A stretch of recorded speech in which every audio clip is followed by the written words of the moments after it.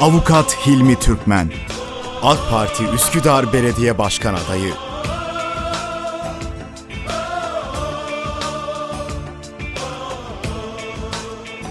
İsimler, makamlar, mevkiler hep gelip geçicidir. Baki kalan bu kubbede hoş bir sadaymış meğer.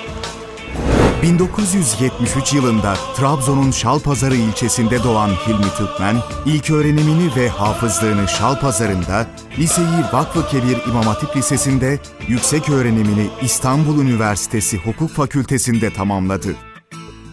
1996 yılında serbest avukat olarak Üsküdar'da mesleğe başladı. İş hayatının yanı sıra sosyal sorumluluk projeleri bağlamında çeşitli eğitim, kültür ve sosyal yardım alanındaki sivil toplum kuruluşlarında kurucu ve yönetici olarak görev aldı. Klasik Türk Sanatları Vakfı kuruculuğu ve mütevelli heyeti üyeliği, Mavera Eğitim ve Sağlık Vakfı kuruculuğu ve mütevelli heyeti üyeliği, Hukukçular Derneği Yönetim Kurulu üyeliği bunlardan bazılarıdır.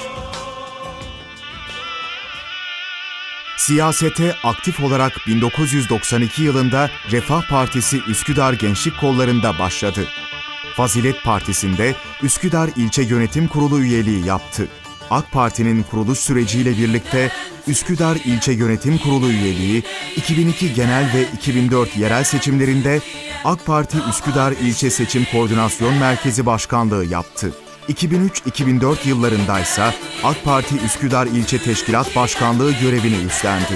2004 yerel seçimlerinden sonra Üsküdar Belediye Başkan Yardımcılığı ve İstanbul Büyükşehir Belediye Meclis üyeliği yaptı. Evli ve 2 kız 2 erkek çocuk babası olan Hilmi Türkmen İngilizce bilmektedir. 10 yıllık belediye başkan yardımcılığı döneminde TOGEM, Toplumsal Gelişim Merkezi,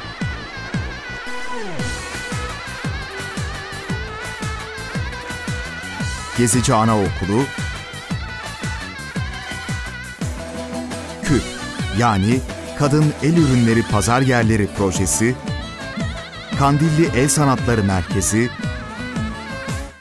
Nikah Sarayı ve Kültür Merkezi,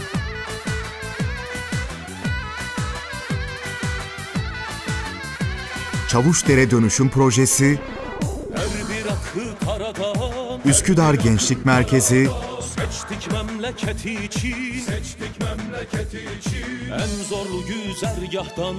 Kirazlıtepe Boğaziçi Yaşam Merkezi, Bilgi Evleri ve Çocuk Akademileri, Türkiye'de ilk kez YÖK onayıyla başlatılan Çocuk Üniversitesi, tarihi eserlerin restorasyonu, amatör spor kulüplerine saha ve altyapı projeleri, özel eğitim ve rehabilitasyon merkezi projelerinin gerçekleştirilmesine bizzat öncülük etti.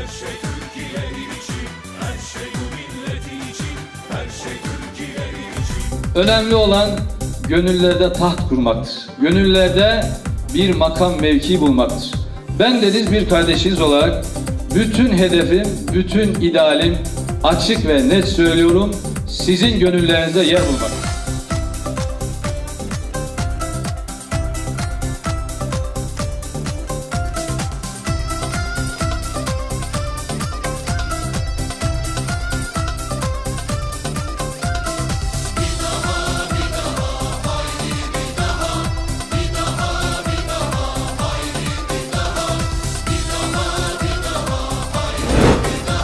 Avukat Hilmi Türkmen, AK Parti Üsküdar Belediye Başkan Adayı.